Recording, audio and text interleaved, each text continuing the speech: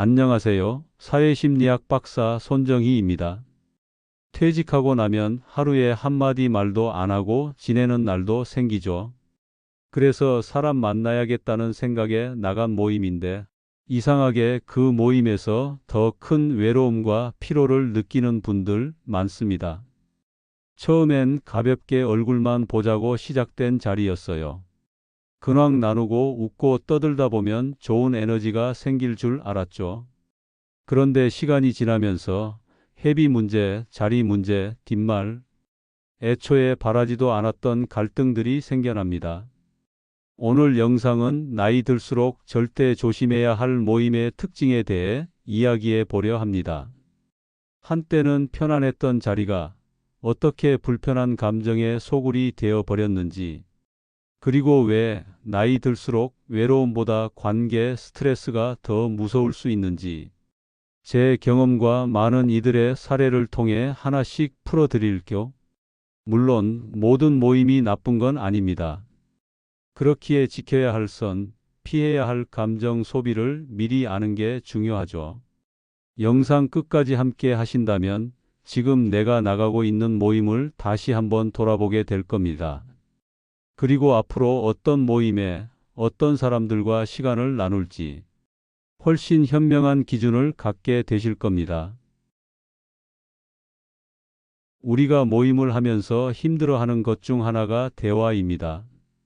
그냥 옛날처럼 편하게 이야기 나누고 싶은데 어느 순간부터는 말이 잘 안 나오고 듣는 것도 피곤하고 서로 대화가 잘 안 통하는 느낌이 듭니다. 속으로는 이런 생각이 들죠. 나만 어색한 건가? 왜 이렇게 말 한마디가 어렵지? 괜히 말 꺼냈다가 오해만 사는 건 아닐까? 사실 이건 여러분 혼자만 겪는 문제가 아닙니다.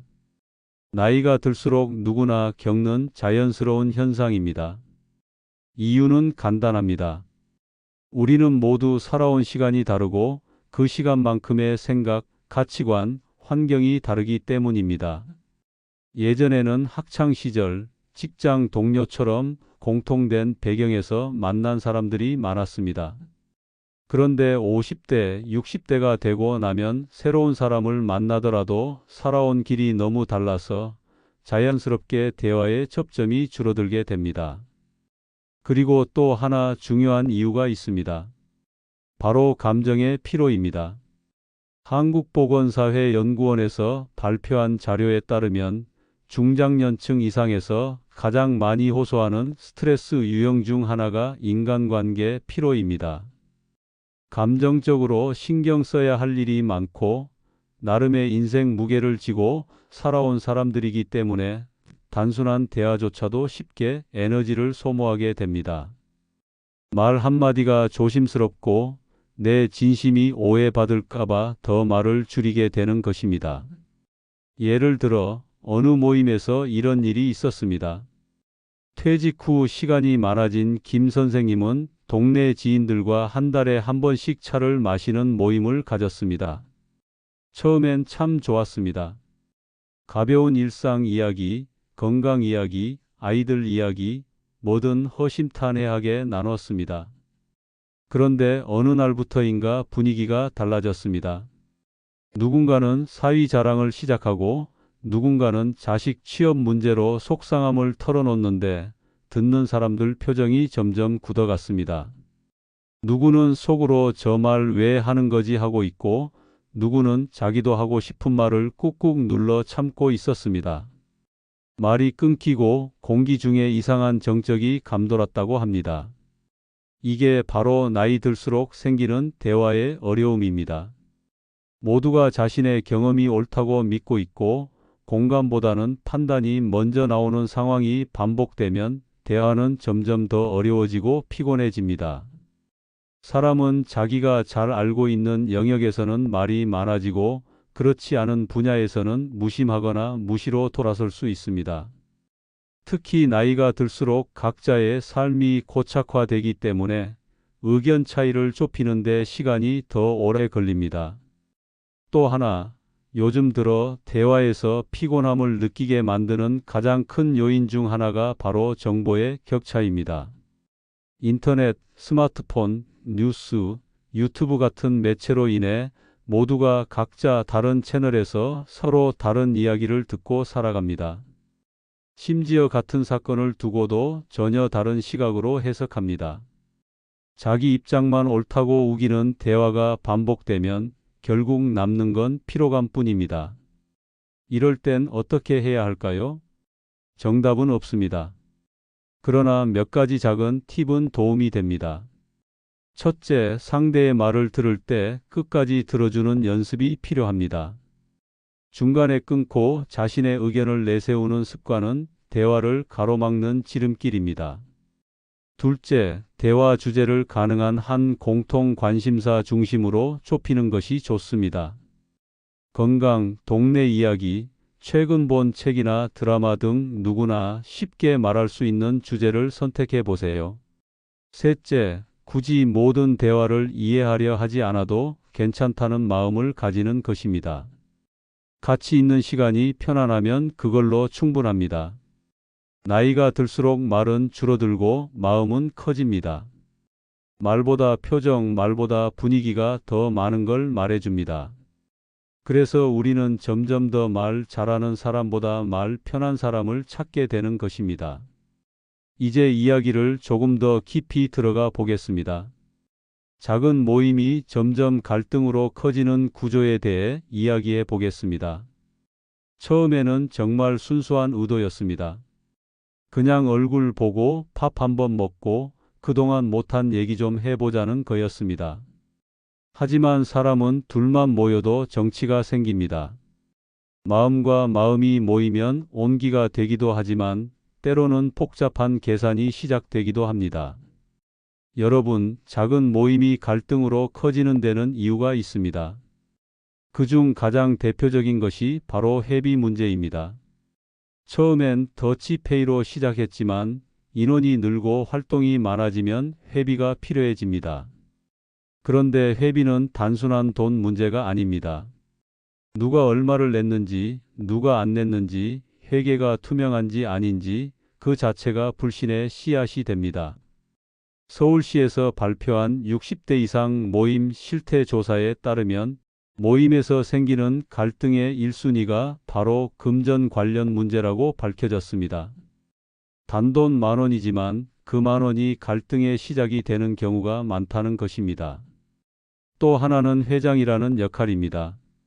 자연스럽게 리더 역할을 맡게 되는 사람이 생기는데 문제는 그 사람이 모든 일을 도맡게 되면 불만이 생기고 반대로 일을 나누면 또 책임을 회피하는 사람도 생긴다는 점입니다. 나는 시간 없는데 왜 저 사람은 빠지지 않고 다 나오지라는 식의 비교가 시작되면 모임 분위기는 금방 깨지게 됩니다. 그리고 가장 조심해야 할 부분이 바로 단체 대화방입니다. 요즘은 모임마다 단체 채팅방이 있습니다. 여기서 의견 조율이 안 되거나 일부 멤버들끼리 따로 이야기를 나누게 되면 배제된 사람은 서운함을 느끼게 됩니다. 심지어 어떤 모임에서는 회장이 공지사항만 일방적으로 올리고 나머지는 아무 말도 못하는 구조가 되기도 합니다. 이럴 땐 구성원들의 마음이 떠나기 시작합니다. 한 사례가 있습니다.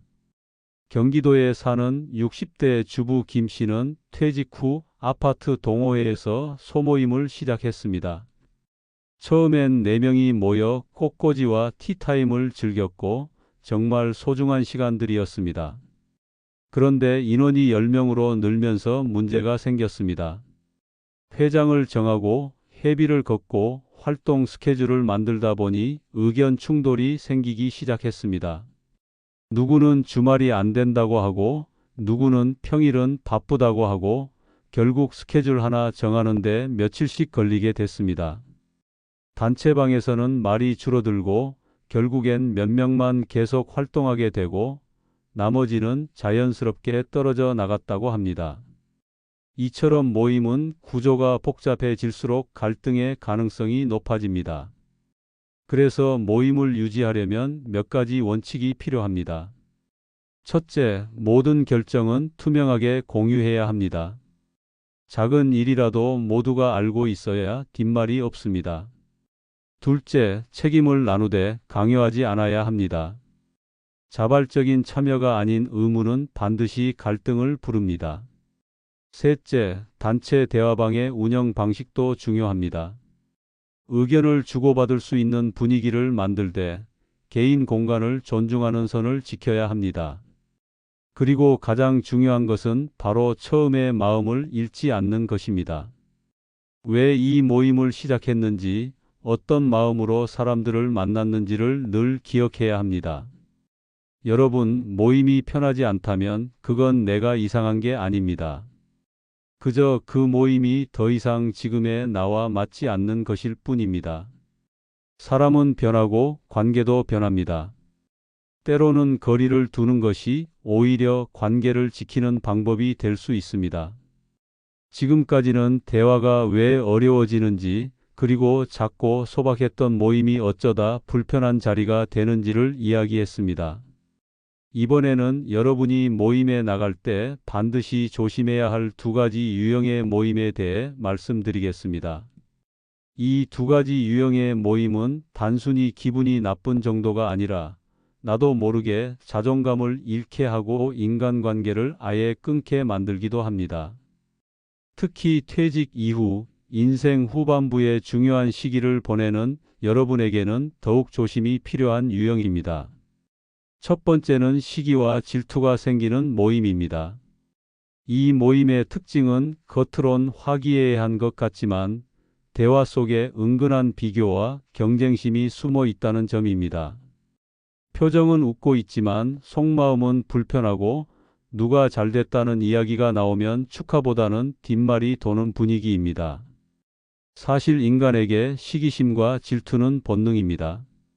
서울대학교 심리학과 연구진에 따르면 시기심은 인간의 생존 본능과 연결된 감정이며 특히 자신과 비슷하다고 느끼는 사람에게 더 강하게 나타난다고 밝혔습니다.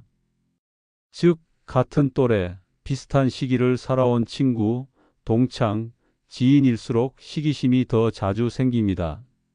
이 때문에 퇴직 후에도 예전 직장 동료 모임이나 동창 모임에서 마음이 불편한 순간을 자주 경험하게 됩니다. 사례를 하나 들어보겠습니다. TV에 자주 나오는 한 셰프가 있었습니다. 그는 30년 가까이 친구들과 우정을 나누며 꾸준히 모임을 이어왔습니다. 그런데 어느 날 자신이 유명해지고 난 뒤 한 차를 사겠다고 했더니 친구가 말했습니다. 왜 자기가 한턱을 내느냐며 불쾌하다는 반응을 보였다는 것입니다. 표면적으로는 돈 문제처럼 보이지만 실제로는 성공에 대한 시기심이 쌓여 있던 것입니다. 비슷한 사례는 우리 주변에서도 흔히 볼 수 있습니다. 한 60대 남성은 고등학교 동창 모임에 자주 나가다가 사업이 잘 되고 재산이 늘어난 이후부터 분위기가 달라졌다고 합니다. 술자리에서 한 친구가 반농담조로 말했습니다. 너처럼 잘 나가는 사람이 왜 밥만 내냐?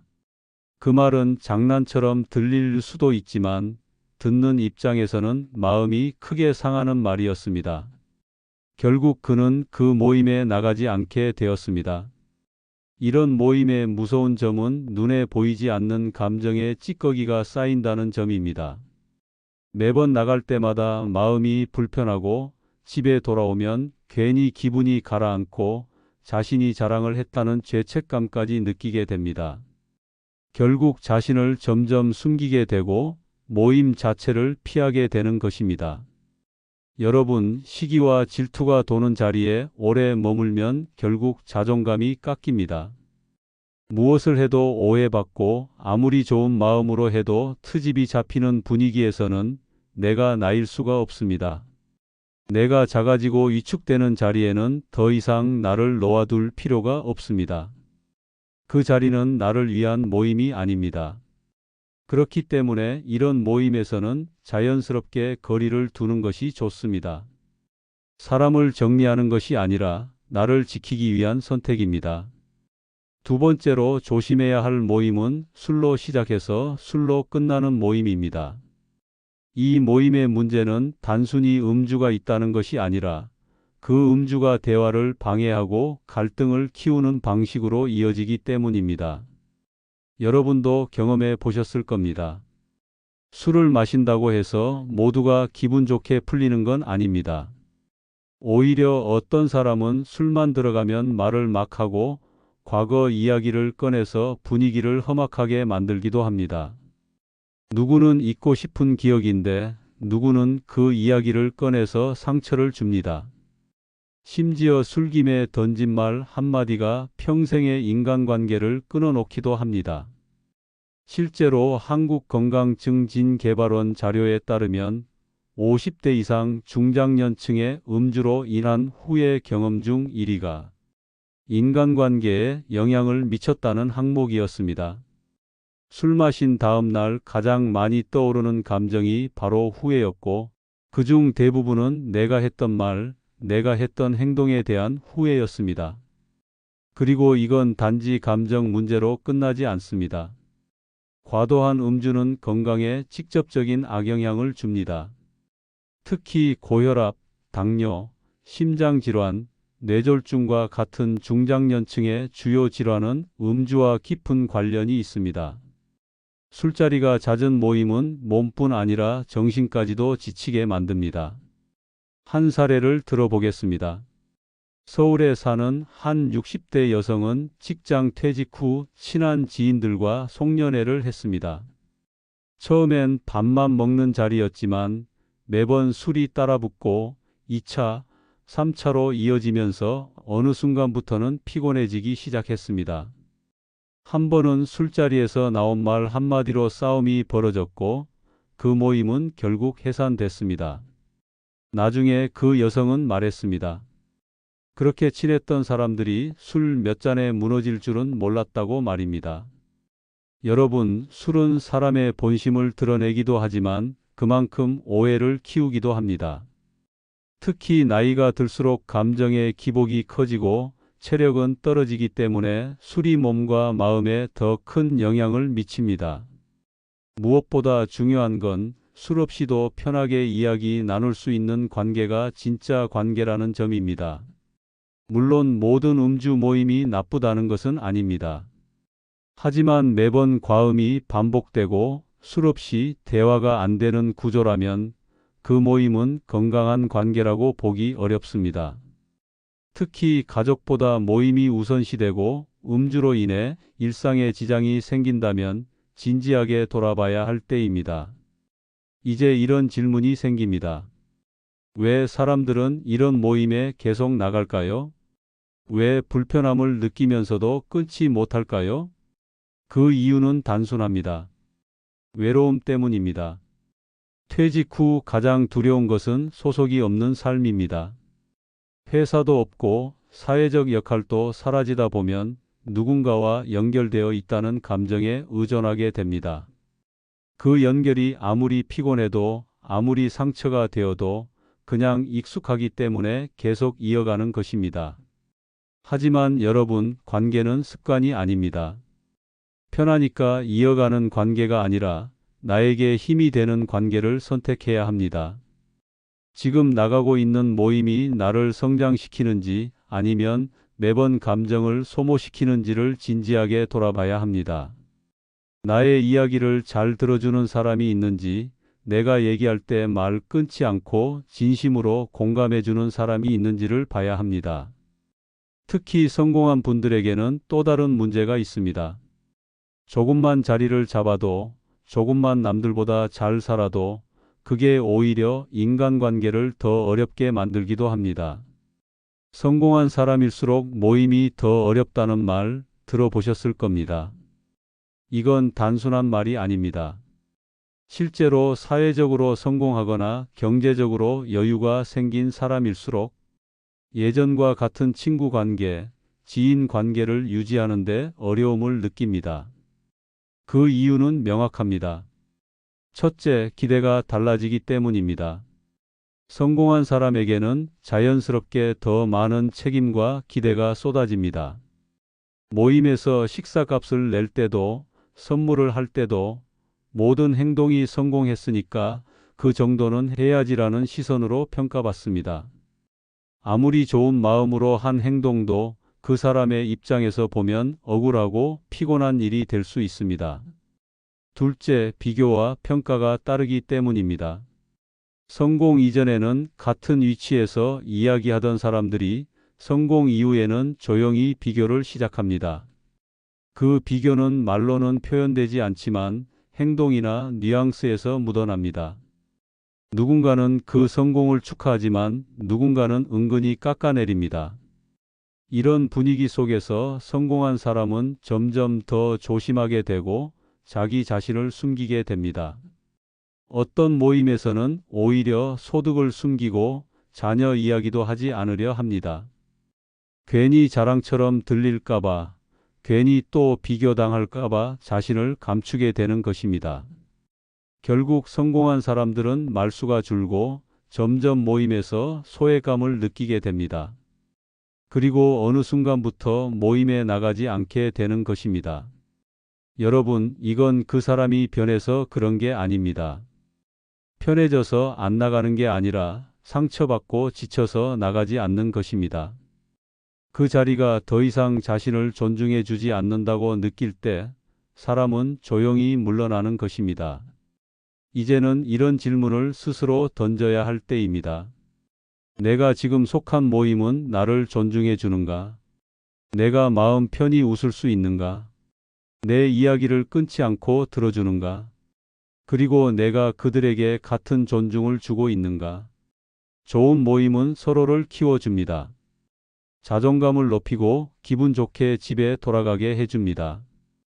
반대로 나쁜 모임은 집에 돌아오는 길에 마음이 무겁고 괜히 자신을 돌아보게 만듭니다.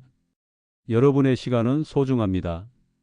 퇴직 후의 인생은 결코 덤이 아닙니다. 지금부터는 누구와 함께 하느냐가 인생의 질을 결정합니다.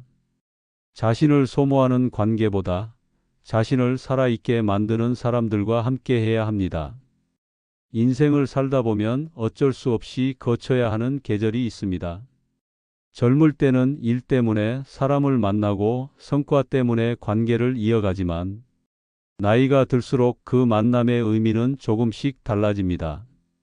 더 이상 사람을 통해 얻는 정보나 이득이 중요한 것이 아니라 내 마음이 편한지가 가장 중요한 기준이 됩니다. 하지만 많은 분들이 여전히 이렇게 말씀하십니다. 어디든 끊고 나면 또 외로워지지 않겠느냐고요? 맞는 말입니다. 그렇다고 해서 무조건 관계를 유지해야 할 이유도 없습니다.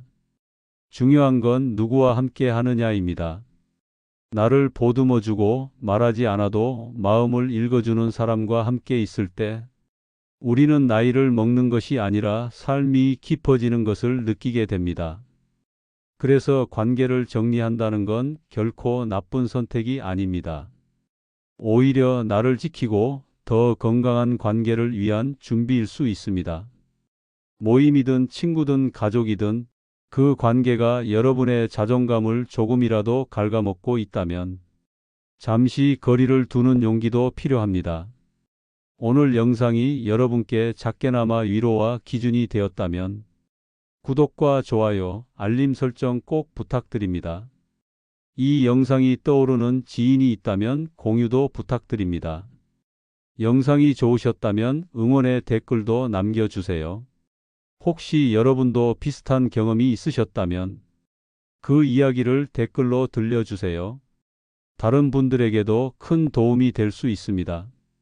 그리고 다음 영상에서는 나이 들수록 왜 말을 줄여야 하는지 그 이유와 지혜로운 침묵의 힘에 대해 이야기해 보겠습니다. 꼭 이어서 시청해 주세요.